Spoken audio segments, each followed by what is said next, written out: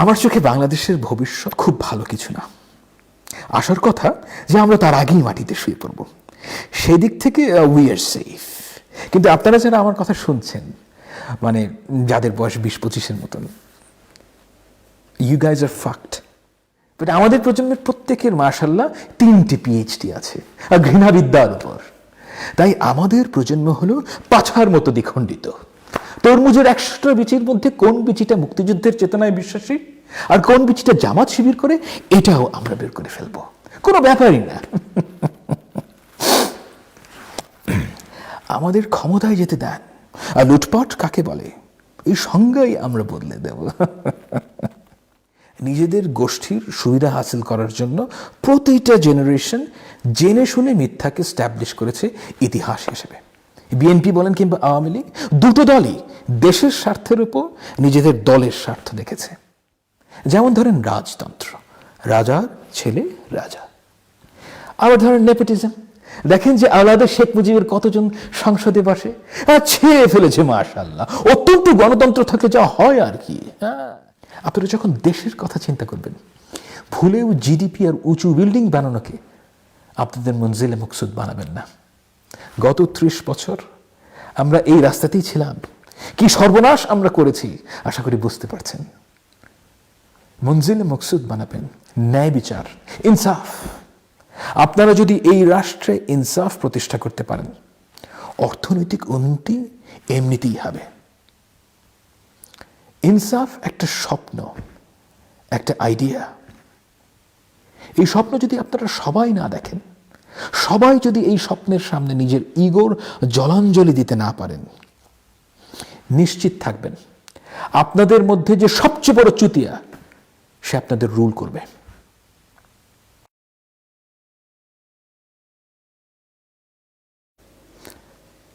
আমার মেয়ের বয়স 7।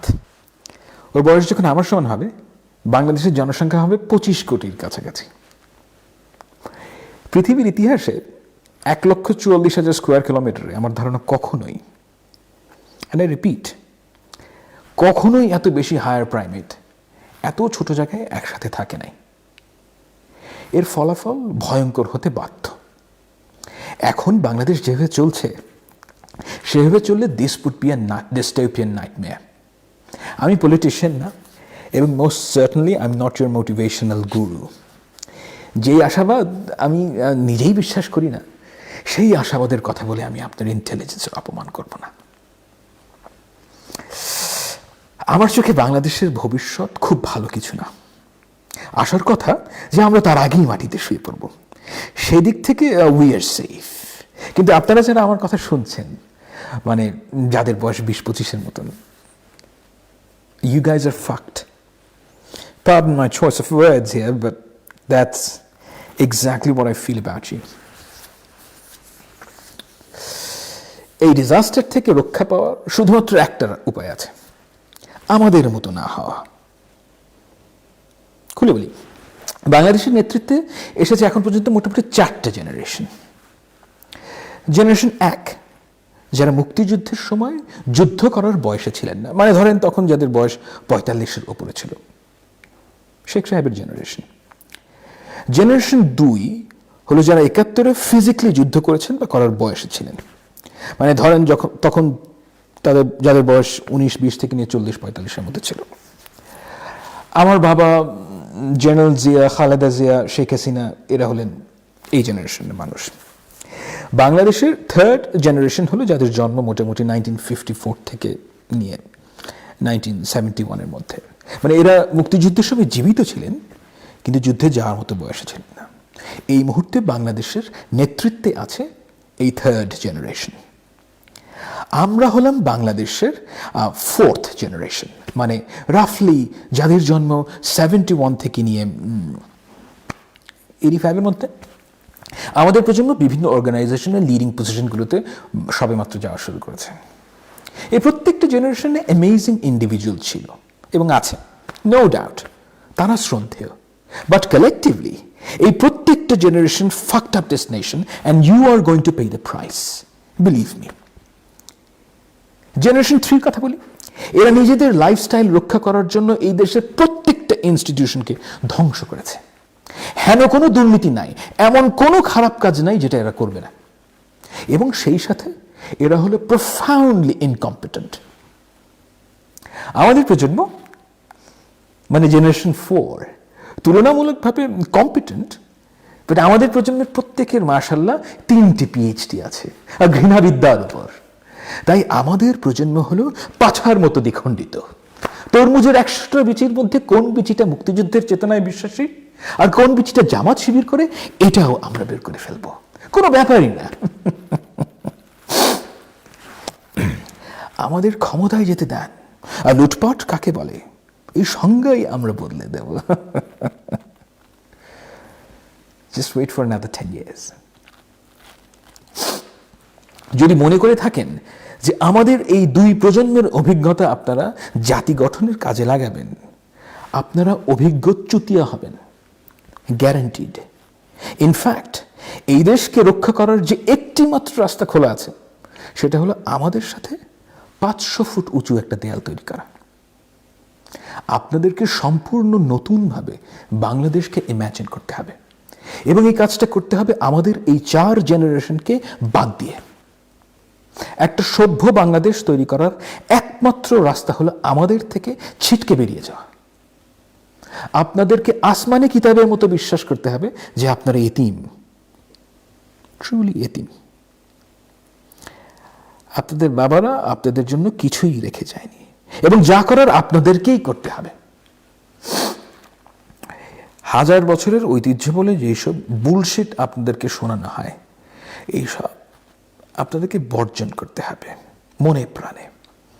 এই 4টা অথর্ব জেনারেশন নিজের ও নিজ গোষ্ঠীর সুবিধাকে ম্যাক্সিমাইজ করার জন্য প্রত্যেকটা রাষ্ট্রীয় সুবিধার অপব্যবহার করেছে। আমাদের প্রথম ও প্রধান চিন্তা হলো কিভাবে রুল অফ ল পাশ কাটানো যায়।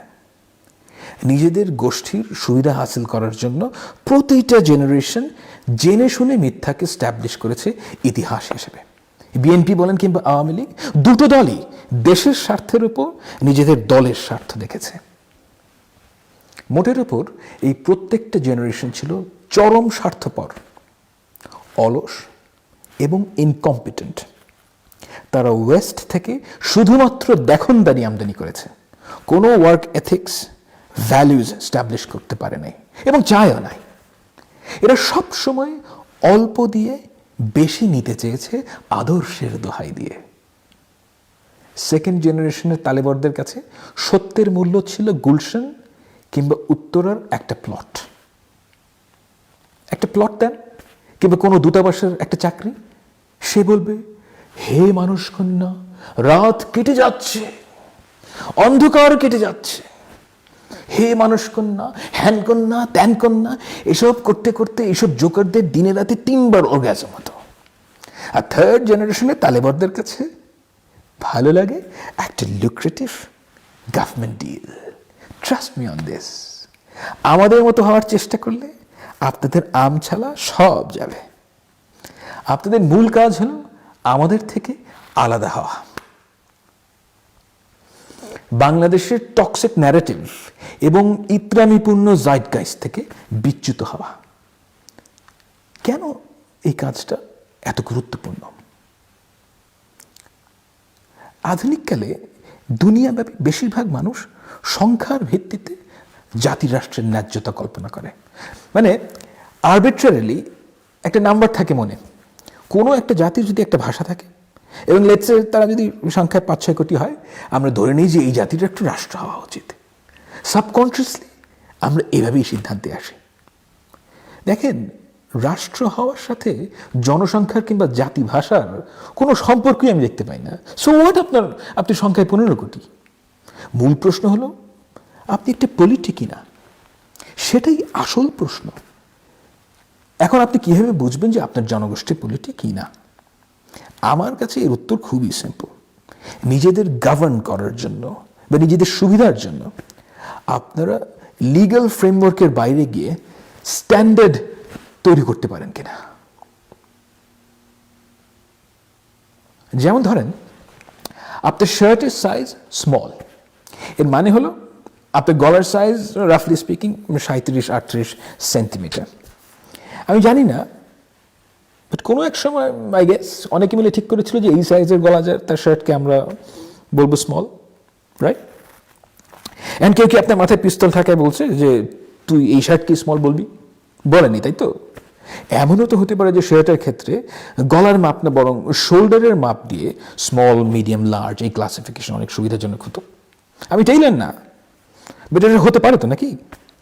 তো কেন মানুষ এই কাজটা করে না?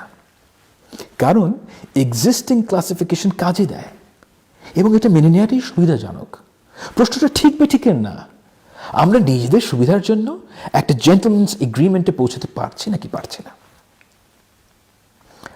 আপনার মনে হতে পারে যে এটা এমন কি, এটা মোটেও সামান্য বিষয় না। কোনো ধরনের লিগ্যাল ওভারসাইটের বাইরে থেকে একটা স্ট্যান্ডার্ড তৈরি করা এবং সবাই স্বেচ্ছায় এই স্ট্যান্ডার্ড মেনে নিচ্ছে, এটা যে কোনো জনগোষ্ঠীর জন্য রিমার্কেবল ঘটনা। স্ট্যান্ডার্ড তৈরি করার এই ক্ষমতা ইন্ডিকেট করে যে ওই জনগোষ্ঠী নিজেদের সমস্যা নিজেরা সলভ করতে পারে কি পারে না, তারা কতটুকু ম্যাচিওরড কালেকটিভলি। বাঙালিকে আপনি ঐকমত্যে পৌঁছাতে বলেন, সে খুব কায়দা করে মিটিং করবে, ঘন্টার পর ঘন্টা প্যাচাল পারবে। Usually the most eloquent one or the most charismatic one establishes the point. সবাই মাথা নিচু করে মেনে নেবে। আপনার মনে হবে যে আমরা তো কনসেনসাসে পৌঁছে গেছি, কিন্তু না, ইউ আর ফুলড। মিটিং থেকে বের হয়ে 2 মিনিটের মধ্যে বাঙালি বলবে, দেখছেন ভাই, আমাদের কথার কোনো দামই দিল না, যেন আমরা কোনো মানুষই না, যেন আমরা নোয়াখালী থেকে আসা দুটো কলা গাছ। তারপর শুরু হবে চোগলাই বোঝাই আর ষড়যন্ত্র। বাঙালি কোনো জায়গায় কোনো স্ট্যান্ডার্ড তৈরি করতে পারে না এবং কখনোই বিগ পিকচারটা দেখতে পায় না। সে প্রচন্ড ইনসিকিউর, প্রতি মুহূর্তে তার ইজ্জত চলে যায়।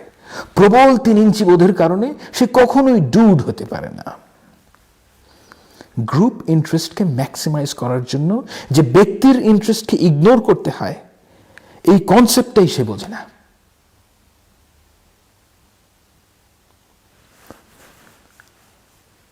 বাঙালি কোনো পলিটি না, তার একটা রাষ্ট্র আছে, কিন্তু সে কোনো পলিটি না। দেখেন, সুপারম্যানের একটা জাঙ্গিয়া আছে এবং আপনি জানেন যে সেটা লাল, কিন্তু আপনি এও জানেন যে এই জাঙ্গিয়ার কোনো ইউটিলিটি নাই।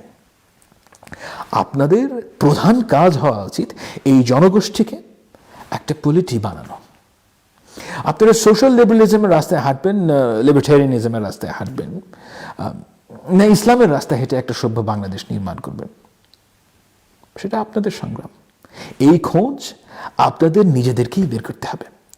I am not interested in your method, কিন্তু যে রাস্তাতেই আপনারা হাঁটেন, দুটো বিষয় আপনাদের এনশিওর করতে হবে: রুল অফ ল এবং মেরিটোক্রেসি।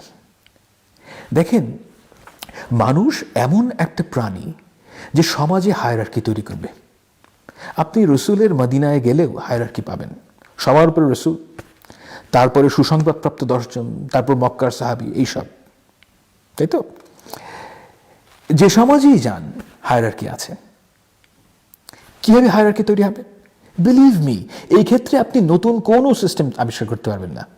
আপনার মাথায় যাই আসুক, কখনো না কখনো, কোথাও না কোথাও সেটা ট্রাই করা হয়েছে।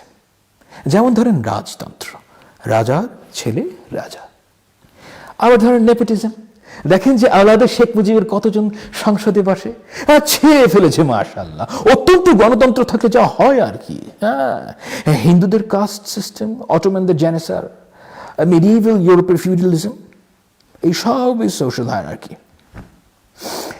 আপনি চান বা না চান, সোশ্যাল হায়ারার্কি তৈরি হবে এবং যে কোনো হায়ারার্কির মূল বৈশিষ্ট্য হলো এই সিস্টেমে মাত্র কয়েকজন উইনার থাকবে এবং অধিকাংশই হবে তুলনামূলকভাবে লুজার।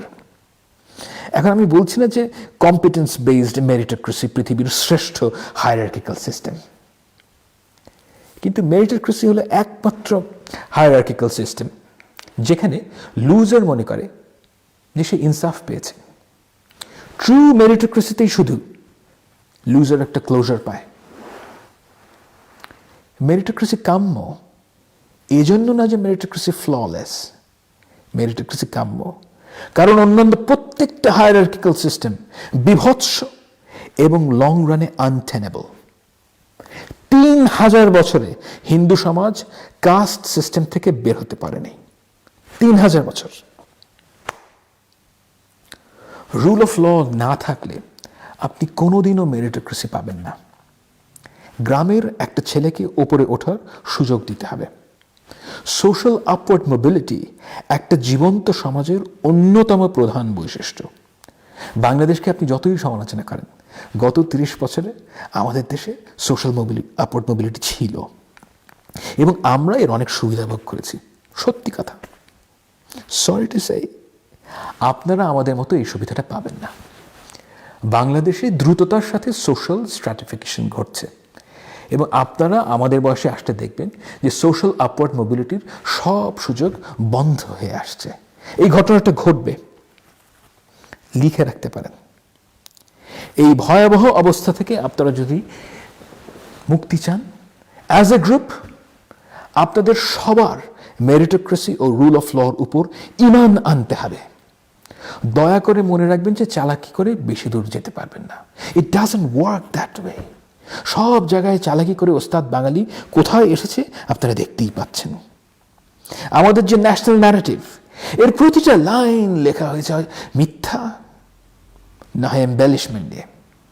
এসব বুলশিট যেখানেই শুনবেন ডাস্টবিনে ফেলবেন। এই জাতির ঐতিহ্য আপনারা নিজেরা তৈরি করবেন, নিজেদের মতো করে, নিজেদের এতিম মনে করবেন। এতিম হওয়ার সুবিধাও অনেক। Sky is the limit. আপনারা যখন দেশের কথা চিন্তা করবেন, ভুলেও জিডিপি আর উঁচু বিল্ডিং বানানোকে আপনাদের মঞ্জিলে মকসুদ বানাবেন না। গত 30 বছর আমরা এই রাস্তাতেই ছিলাম। কি সর্বনাশ আমরা করেছি আশা করি বুঝতে পারছেন। মঞ্জিলে মকসুদ বানাবেন ন্যায় বিচার, ইনসাফ। আপনারা যদি এই রাষ্ট্রে ইনসাফ প্রতিষ্ঠা করতে পারেন, অর্থনৈতিক উন্নতি এমনিতেই হবে। ইনসাফ একটা স্বপ্ন, একটা আইডিয়া। এই স্বপ্ন যদি আপনারা সবাই না দেখেন, সবাই যদি এই স্বপ্নের সামনে নিজের ইগোর জলাঞ্জলি দিতে না পারেন, নিশ্চিত থাকবেন আপনাদের মধ্যে যে সবচেয়ে বড় চুতিয়া সে আপনাদের রুল করবে।